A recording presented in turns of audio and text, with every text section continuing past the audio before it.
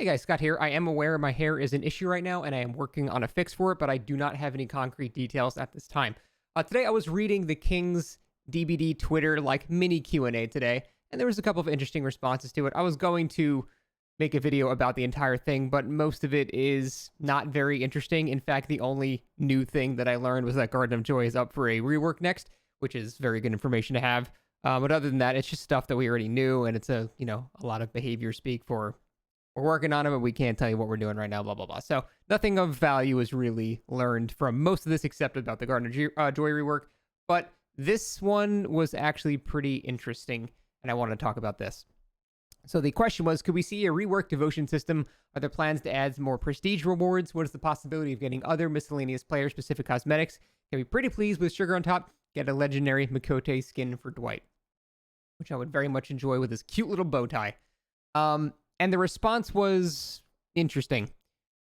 They said, on Prestige, at least, that's always a tough choice. It'd be really cool to have a fancy reward for hitting P100, but at the same time, that's an insane amount of progress, and we don't want people to feel like they're missing out by not hitting it.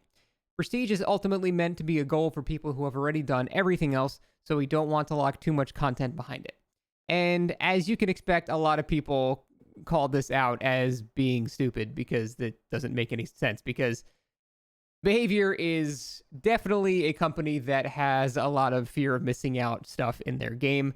They're no strangers to it. In fact, one of the biggest complaints people have had about certain cosmetics is exactly that. It's a limited time in the store, so if you don't get it, well, it's gone. So the fact that they're saying this is a little rich.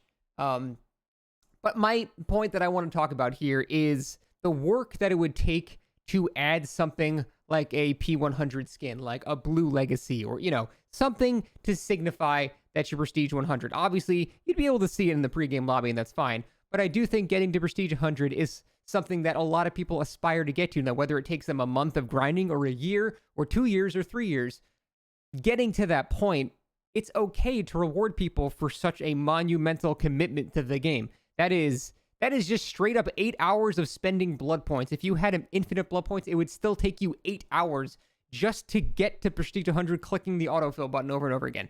So that is a lot of time spent invested into the game.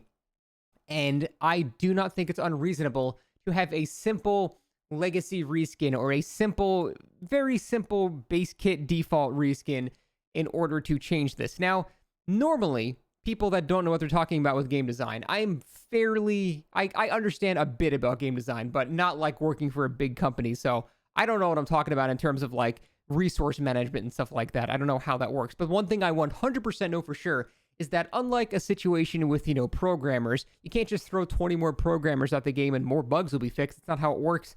There's different, protocols and little shortcuts that each individual developer uses. And then it just becomes so much more confusing when there's more people that have to learn all of these things too.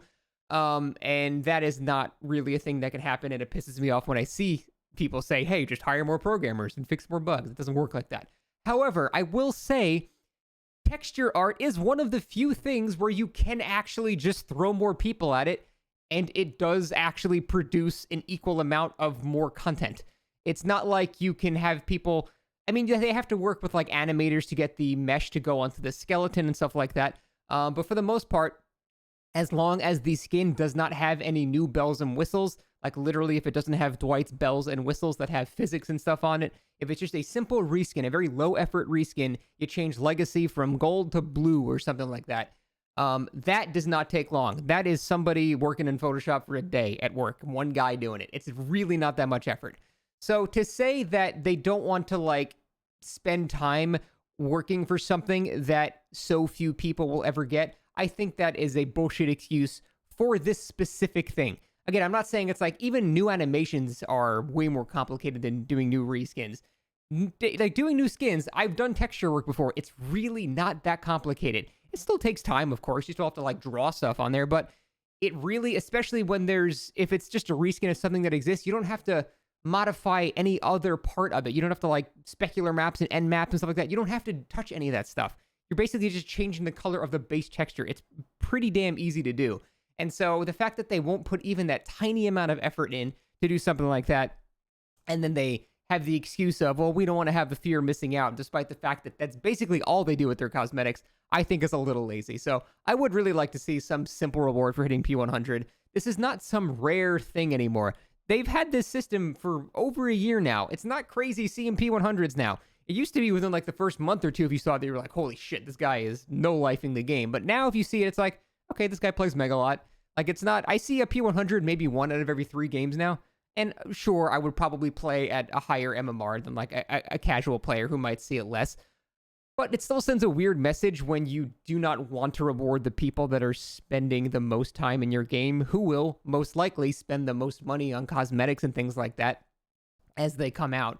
The chances of a new player playing the game, loving it so much that they start buying up the whole store, in my opinion, it's not the same as someone that's very invested already and has proven that they will be a whale to the game and spend more money. I don't know. That's the part I don't understand. I'm sure they have the metrics and they've found that new players are more profitable, and that's probably fine and good at all. But I still think it's a little weird that they had this type of response to not rewarding that type of commitment to the game, because, I mean, it's just complete bullshit, and they have to know that. So other than that, in the Q&A, yeah, not much else. Garden of Joy is getting reworked, and that's neat. But that's it. I just want to talk about that interesting point. Thanks for watching.